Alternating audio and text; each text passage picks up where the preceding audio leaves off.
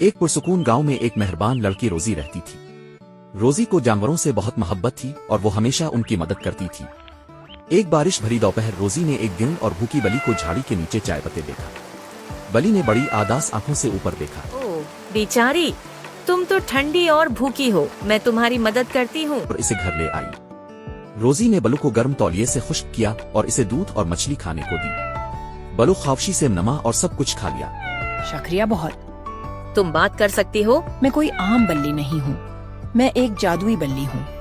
क्योंकि तुमने इतनी मेहरबानी दिखाई और मेरी मदद की, मैं तुम्हें एक खास तहफा देना चाहती हूँ। बलू एक खूबसूरत परी में तब्दील हो गई। मेरा नाम विस्करस है। मैं तुम्हें एक खास बरकत देती हूँ। तुम अब जानवरों की जबान सुन और समझ सकोगी। वाह, शुक्रिया विस्कर्स। परी मुस्कुराई और फिर चमक के जियादत में गायब हो गई। इस दिन के बाद रोजी जानवरों से बात कर सकती थी। इसने अपने पालतू जानवरों की सोचें जाने और नए जानवर दोस्त भी बनाए। एक दिन रोजी ने एक बूढ़ी औरत को देखा जो सब्जियों की भारी टोकरी के साथ माशक में थी। बूढ़ी औरत तेकी और आदास नजर आ रही थी।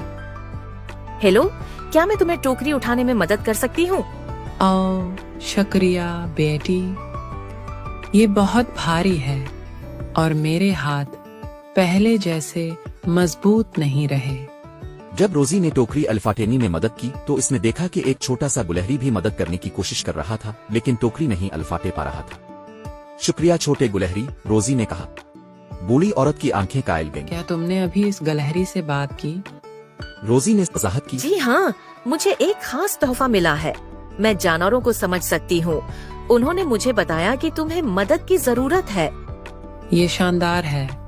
मैं अकेली और परेशान महसूस कर रही थी। मदद मिलना बहुत बड़ी बात है।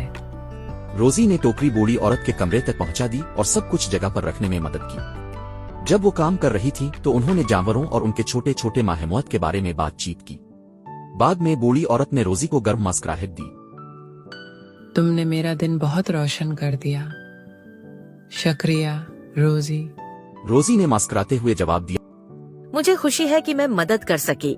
जानवरों ने मुझे मेहरबानी की अहमियत सिखाई और मुझे खुशी है कि मैंने ये आपके साथ शेयर किया। इसके बाद रोजी ने अपने तोहफे का इस्तेमाल जारी रखा, जानवरों और लोगों की मदद की और हर जगह मेहरबानी फैलाई।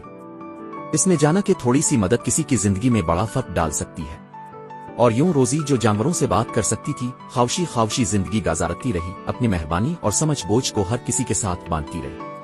प्यारे बच्चों, इस कहानी से हमने सीखा कि मेहरबानी और दूसरों की मदद करने से शानदार इनामात मिल सकते हैं।